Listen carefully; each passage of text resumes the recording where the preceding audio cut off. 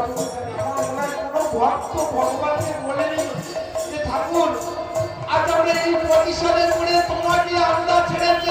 আমার এই ভক্তদের উপায় কি হবে? আমার এই ভক্তদের